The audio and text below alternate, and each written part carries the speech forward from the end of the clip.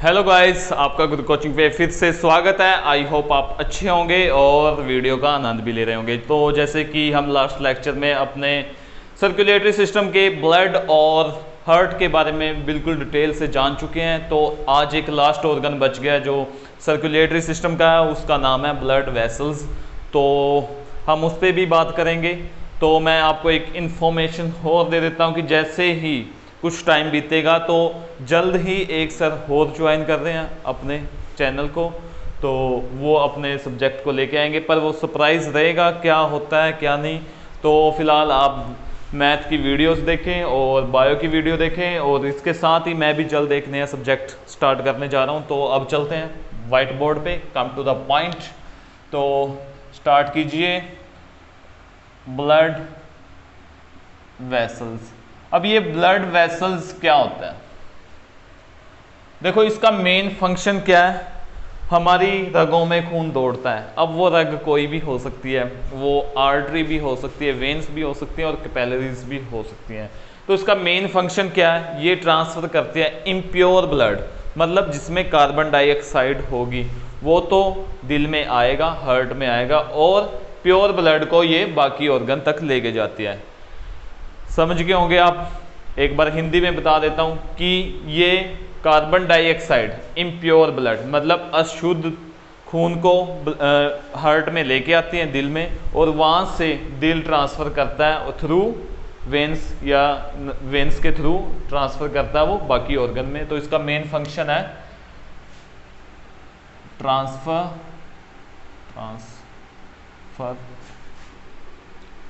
Impure blood to heart and pure blood to organs.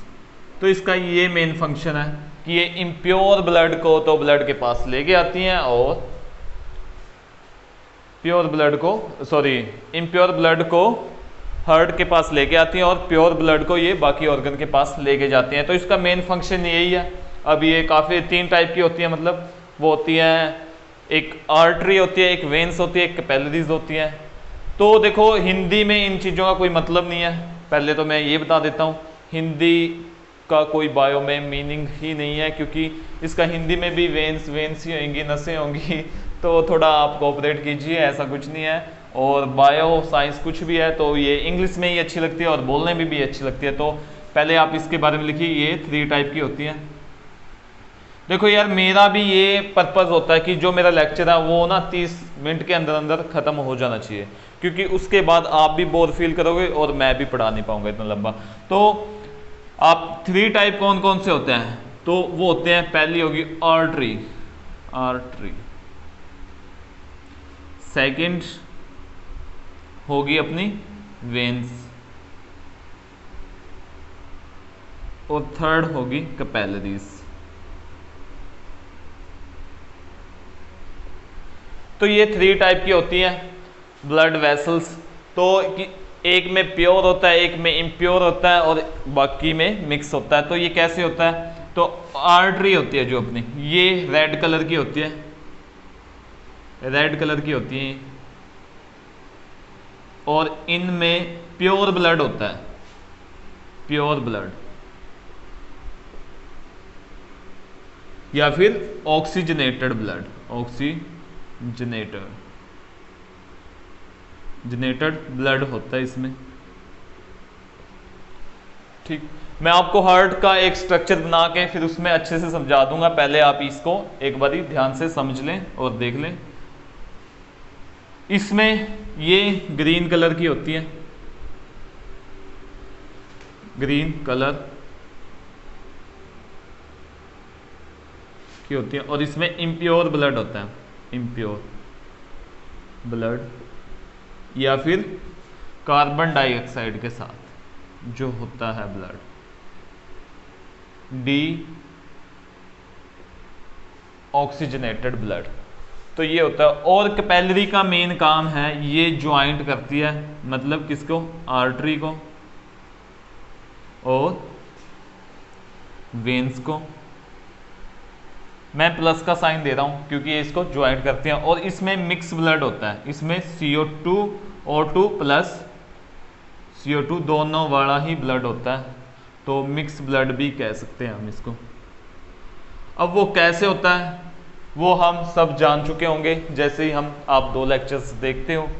तो पहले तो ये हल्की फुल्की सी टर्म मैं आपको बता देता हूँ, जो लिखवा दिया मैंने, इसको अच्छे से नोट कर लीजिए और ध्यान में रखिए। और प्योर ब्लड में होती है O2 मतलब ऑक्सीजन। तो ये है इसका मेन फंक्शन और मेन बातें। आई होप आपको अच्छे से समझ आ गई होंगी। आर्टरी, वेन्स, कैपिलरीज, ये कैपिलरीज ज्वाइंट करती हैं आर्टरी और वेन्स को, इसमें मिक्स ब्लड होता है। तो चलते हैं अब आगे कि आप वेन, आर्टरी और कैपिलरी बारे में काफ़ी कुछ जान चुके हो। ये एक बेसिक सी टर्म थी ब्लड वेसल्स को समझने के लिए।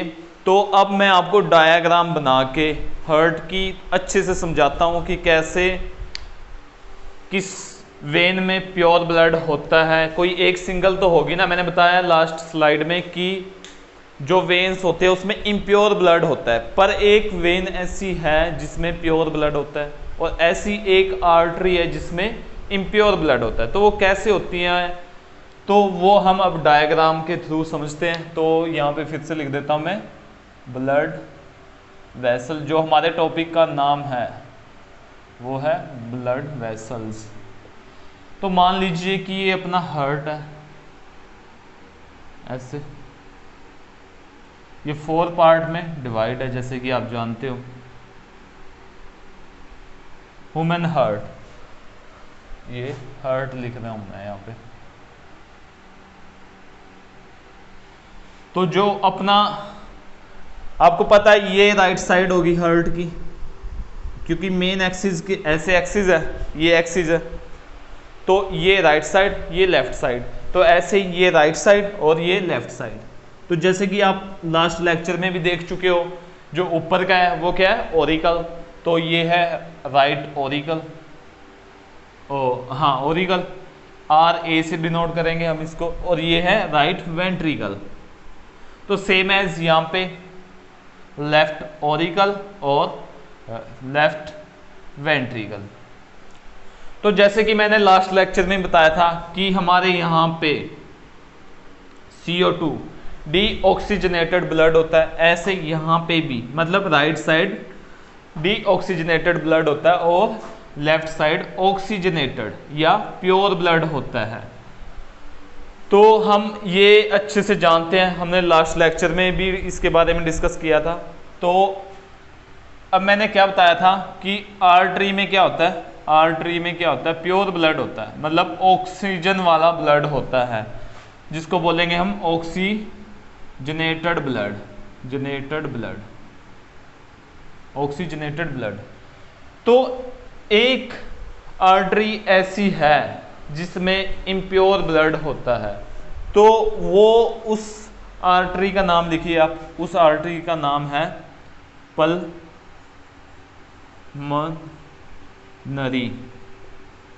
आर्टरी, जो कि हमारे राइट वेंट्रिकल से कनेक्टेड होती है। ठीक, तो ये इंपॉर्टेंट है। ऐसे ही मैंने क्या बताया था कि जो वेन होती है, वेन्स होती है, उसमें क्या होता है, इम्प्योर ब्लड होता है, पर एक वेन ऐसी है जिसमें प्योर ब्लड होता है। तो सेम एज उसका नाम क्या है, उसका नाम, तो वेन्स में कौन सा ब्लड होता है, CO2 वाला या इम्प्योर ब्लड या डीऑक्सीजनेटेड, डीऑक्सीजनेटेड ब्लड होता है। पर पल्मनरी वेन में प्योर ब्लड होता है, प्योर ब्लड होता है, और ये लेफ्ट ओरिकल से कनेक्टेड होती है। ठीक, ये होगी पल्मनरी आर्टरी और ये होगी पल्मनरी वेन, PV से डिनोट कर रहा हूं मैं इसको। तो ये बीच में एक ऑर्गन होता है, वो भी मैं आपको बताऊंगा जैसे जैसे फ्लो बनता है। तो पहले मैं आपको बेसिक सी जो टर्म है इनकी वो समझा रहा हूं, तो ये आपको अच्छे से क्लियर होगी। तो जैसे कि अब यहां पे क्या है, डीऑक्सीजनेटेड ब्लड और यहां पे है ऑक्सीजनेटेड ब्लड। तो ऐसे ही सबसे बड़ी जो, वैसे तो देखो, वैसे तो ये मैंने बताया प्योर और इम्प्योर के बारे में, ठीक है, प्योर और इम्प्योर जो एक अलग से है। तो सबसे बड़ी अगर लार्जेस्ट आर्टरी की बात करें तो वो यहां पे ज्वाइंट होती है, यहां पे ज्वाइंट होती है, जिसका नाम है अरोटा, अरोटा नाम की वेन है, ये सबसे लार्जेस्ट है। तो आप यहाँ पे थर्ड पॉइंट में आप लिख सकते हैं लार्जेस्ट आर्टरी क्या है अपनी, तो वो है अरोटा। ये अरोटा नाम की आर्टरी है जिसमें प्योर ब्लड होता है और ये सबसे लार्जेस्ट है। सेम एज अगर हम सबसे लार्जेस्ट वेन की बात करें तो उसका नाम क्या है, तो लार्जेस्ट वेन का नाम है वेना कावा, वेना कावा। तो वेना कावा नाम की लार्जेस्ट वेन है जो हमारे राइट ओरिकल से कनेक्टेड होती है।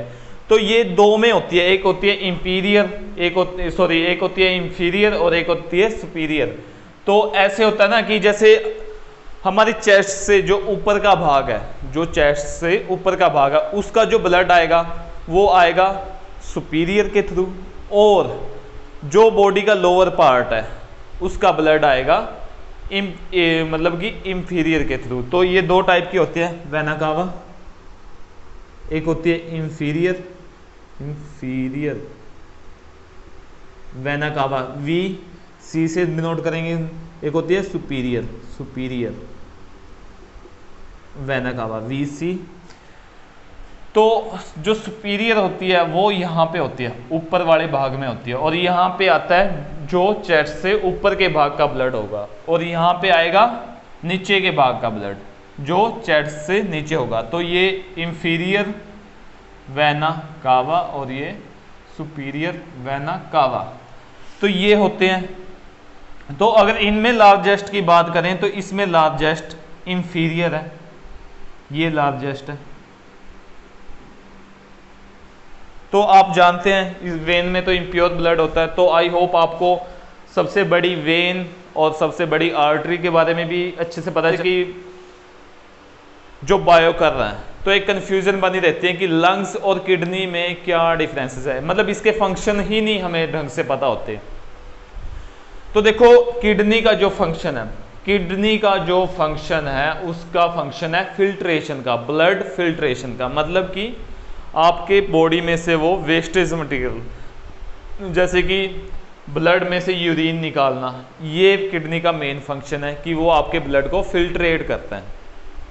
पर लंग्स का ये नहीं है, लंग्स का जो फंक्शन है वो प्योरिफिकेशन का है। वो प्योरिफिकेशन कैसे करता है कि जैसे हम जानते हैं कि दो टाइप के ब्लड होते हैं, एक होता है डीऑक्सीजनेटेड जिसको हम बोलेंगे इम्प्योर ब्लड, और एक होता है प्योर ब्लड जिसका नाम है ऑक्सीजनेटेड। तो जो लंग्स है ना वो प्योरिफिकेशन करते हैं इन केस ऑफ एयर या फिर इन केस ऑफ गैस। वो दो गैस कौन कौन सी है, CO2 और O2, ये दो गैसेस हैं। और जो ये पल्मोनरी आर्टरी और पल्मोनरी वेन ये लंग्स के द्वारा कनेक्टेड होती है। लंग्स, ये लंग्स के द्वारा, लंग्स का मेन काम क्या है, यहां से खून आएगा और ये आएगा इम्प्योर ब्लड, ये लंग्स है तो इसमें आएगा इम्प्योर ब्लड, और ये कनेक्ट है लंग्स से, लंग्स। तो यहां से ये प्योरीफाई करेगा, मतलब ये कार्बन डाइऑक्साइड को निकाल देगा और ये प्योर करके कहां पे एंटर करा देगा इसको,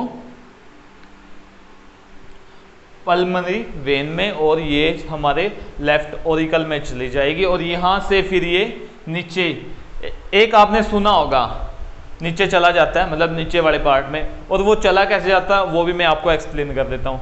आपने सुना होगा कभी किसी के दिल की बीमारी हो या अटैक आया हो, हार्ट अटैक, तो उसको बोल देते हैं कि इसके छल्ला पड़ा है या फिर इसके रिंग डला गया है। तो वो रिंग नहीं होता, एक्चुअल में हमारी जो हार्ट होता है ना उसमें यहाँ पे वॉल्व होते हैं। एक जो राइट साइड है वहाँ पे 3 वॉल्व होते हैं, जो लेफ्ट साइड है यहाँ पे 2 वॉल्व होते हैं। जो ये 3 और 2 वॉल्व हैं इनका नाम है, जो 3 हैं, जो 3 वॉल्व हैं इसका नाम है ट्राइकस्पिड, ट्राइकस्पिड वॉल्व। और ऐसे ही इसका नाम है बाइकस्पिड, बाइकस्पिड वॉल्व। तो क्या होगा कि जैसे कि ब्लड एंटर होगा सुपीरियर वेना कावा से और इंफीरियर वेना कावा से, जब ये एंटर होगा तो ये पहले जाएगा, इसको फिल करेगा, पूरा इसको फिल कर देगा, ठीक। उसके बाद कार्बन डाइऑक्साइड गैस होगी इसमें। अब वो गैस क्या करेगी, इस ट्राइकस्पिड जो वॉल्व है इसको ओपन कर देगी। इसको ओपन करने के बाद जो ब्लड है वो इस पोर्शन में एंटर हो जाएगा, मतलब कि वो राइट वेंट्रिकल में एंटर हो जाएगा। तो मैं रफ कर देता हूं एक बार अच्छे से इसको। तो जैसे ही ब्लड यहां पे एंटर हुआ राइट वेंट्रिकल में, तो यहां से एक यहां पे होता है semi lunar valve, semi lunar, जहां से ये कनेक्शन बनता है, मतलब यहां पे लिखो आप, मतलब यहां पे सेमी लूनर नाम की वॉल्व होती है, सेमी लूनर वॉल्व होती है।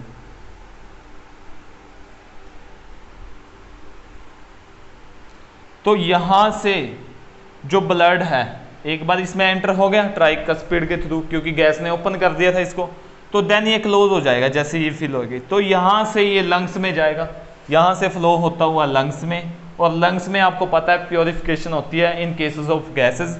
तो क्या करेंगे लंग्स, जो डीऑक्सीजनेटेड ब्लड है उसको ऑक्सीजनेटेड में कन्वर्ट कर देंगे, मतलब प्योर बना देंगे। तो देन यहां से फिर ये चला जाएगा अपने लेफ्ट ओरिकल में, थ्रू किसके, पल्मोनरी वेन के थ्रू। तो जैसे ही यहां पे एंटर हो गया, अब क्या है, पहला ऊपर का फिल हुआ था, फिर ये नीचे वाला, तो ऐसे ही ये फिल होगा, ये फिल हो गया, कंप्लीट फिल हो गया। तो क्या करेगा, यहां से ये बाइकस्पिड वॉल्व है ना जो, वो ओपन हो जाएंगे, ओपन हो जाएंगे। जो जब वो ओपन होते हैं ना तो एक आवाज आती है, ऐसे ही जब ट्राइकस्पिड ओपन होते हैं, सॉरी ये क्लोज में, ये क्लोजिंग के टाइम आवाज देते हैं। तो जैसे ये यहाँ फिल हो गया ये पोर्शन, तो ये वॉल्व ओपन हो जाएंगे क्योंकि इसमें है ऑक्सीजन। तो यहाँ से ये इसमें एंटर हो जाएगा, मतलब कि लेफ्ट वेंट्रिकल में एंटर हो जाएगा। और यहाँ पे जब ब्लड एंटर हुआ तो यहाँ पे हमारी सबसे बड़ी कौन सी है आर्टरी, वो है अरोटा। तो यहाँ से ऐसे ये अलग अलग हिस्सों में, मतलब इसकी काफ़ी ब्रांचेज बन जाती हैं, मतलब यहाँ पे वेन्स का जाल सा होता है, वॉल्व्स का। तो यहाँ से ये अपने अलग अलग ऑर्गन में ब्लड फ्लो करा देगी। इस वजह से जो अरोटा है वो सबसे बड़ी आर्टरी है, तो लास्ट में इसमें खून आएगा, तो यहाँ से सभी अपने ऑर्गन है तो वहाँ पे खून चला जाता है। तो ये था मेन फंक्शन वेसल्स का, ब्लड वेसल्स का। आई होप आपको ये बेसिक सी टर्में वो समझ भी आ चुकी होगी, और जो एक साइकिल है वो भी समझ आ चुका होगा कि कैसे ब्लड चलता है। वो भी मैं आपको एक्सप्लेन करूंगा कि जो एक ब्लड का साइकिल है अच्छे से, कि कैसे गैस आती है। फिलहाल एक बेसिक सी जो बात मैंने समझाई है कि जो, तो आप लिखिए जब ट्राइकस्पिड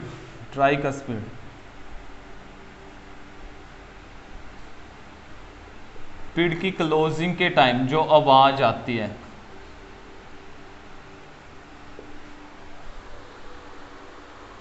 क्लोजिंग के टाइम जो आवाज आती है उसका नाम है लब। मतलब जब ये ओपन होगा तब कोई आवाज नहीं आएगी, पर जैसे ही ये खून नीचे पहुंचा देगा तो आवाज आएगी लब की। ऐसे ही मतलब नॉर्मल केस की बात है ये। और बाइकस्पिड में, बाइकस्पिड और सेमी लूनर, क्योंकि ये भी सेमी लूनर का मतलब आधा लूनर, आधा छल्ला, सेमी लूनर वॉल्व। तो जैसे ये क्लोज होगा तो इसमें आएगी क्लोजिंग के टाइम जो आवाज़ आएगी, यहाँ पे लब की है, यहाँ पे डब की आवाज़ आएगी। तो ये ऐसे ही नॉर्मल केसेस की बात बताई है ये मैंने। तो नॉर्मल केसेस में ये लब डब चलता ही रहता है। तो अब नॉर्मल केसेस में मरमर की आवाज़ आती है, वो खैर अलग बात है। तो ये आपको फंक्शन है जो इसकी क्लोजिंग है, ये आपको अच्छे से समझ आ चुकी होगी। आई होप मैंने बड़े सिंपल से वे से समझाई है और कोशिश किया कि हिंदी की सभी टर्म यूज़ करूं। तो आप इसको रिपीट कर लीजिए अगर नहीं समझ आई हो, और कोई क्वेरी हो तो आप मेरे को कमेंट सेक्शन में लिख सकते हैं। तो देन अब हम इसके साइकिल के बारे में बात करेंगे कि कैसे गैसेस। देखो हमें पता है ना कि अब आप लिखिए ब्लड सर्कुलेशन, ब्लड सर्कुलेशन या फिर कार्डिक साइकिल, इसको हम कार्डिक साइकिल भी बोलते हैं। जैसे कि मैंने बताया था ना, कार्डिक टर्म जब भी आप देखते हो तो दिल की बात आती है, तो दिल की बात यही होती है। तो अब मैं फिर से एक्सप्लेन करता हूं, क्योंकि देखो क्या होता है कि जैसे ये ग्लूकोज है, ग्लूकोज का फॉर्मूला क्या है, ये C6H12 और O6। तो जब इसका कॉम्बिनेशन O के साथ, O2 के साथ होगा, मतलब ऑक्सीजन के साथ होगा, तो हमें एनर्जी चाहिए होती है। तो वो टूटेगी ATP की फॉर्म में, और कार्बन डाइऑक्साइड और क्या, वाटर। तो इसमें ये रिएक्शन होती है हमारे शरीर में, ग्लूकोज का ब्रेक डाउन होता है O2 के साथ। तो ये चीज़ें होती हैं। तो ये कहाँ पे होती हैं, देखो मैं फिर से एक स्ट्रक्चर बना रहा हूँ। ये मान लीजिए हमारा हार्ट है, और ये कितने 4 भाग में, मतलब इसमें 4 चैम्बर होते हैं। ये हमारा राइट साइड है और ये है लेफ्ट साइड। और जो राइट साइड के ऊपर वाले पोर्शन है इसको बोलेंगे हम ऑरिकल। ये है राइट ऑरिकल और ये है राइट वेंट्रिकल, सेम एज ये लेफ्ट वेंट्रिकल और ये लेफ्ट ऑरिकल। अब जैसे कि हम लास्ट स्लाइड में भी जान चुके हैं कि ट्राइकस्पिड, अब ट्राइकस्पिड में क्या होता है कि यहाँ पे 3 छल्ले होते हैं, ये 3 छल्ले, इनका नाम है ट्राइकस्पिड। ऐसे ही हमारी लेफ्ट साइड होता है बाइकस्पिड। तो बाइकस्पिड होता है, और यहाँ पे होता है सेमी लूनर वॉल्व। तो ये आपको अच्छे से समझ आ चुका होगा। और अब मैं बताता हूँ कैसे ब्रेकडाउन होता है एनर्जी में, किस वजह से होता है, क्योंकि हमारी बॉडी चलेगी तभी चलेगी अगर एनर्जी होगी। तो एक बार मैं फिर से डायग्राम आपको समझा देता हूँ। तो ऐसे एनर्जी होती है, ये एनर्जी टूट गई, यहाँ से क्या होगा, देखो यहाँ से ये इम्प्योर ब्लड एंटर हो गया हमारी बॉडी में। ये है semi lunar, superior vena cava, और ये है इंपीरियर वेना कावा। तो यहाँ से इम्प्योर ब्लड एंटर हो गया हमारी दिल में। तो यहाँ से क्या होगा, ट्राइकस्पिड ओपन हो जाएंगे। वो क्यों होंगे, क्योंकि इसमें कार्बन डाइऑक्साइड है, और जब ये ओपन होंगे तो कौन सी आवाज आएगी, लब की आवाज आएगी। मतलब जब ये ओपन होने के बाद क्लोज होंगे तो लब की आवाज आएगी, लब बोलेगा वो। तो जैसे ही यहाँ से ये फीलिंग होगी और यहाँ चला गया, तो यहाँ पे ये सेमी लूनर है, सेमी लूनर वॉल्व। तो यहाँ पे कौन सी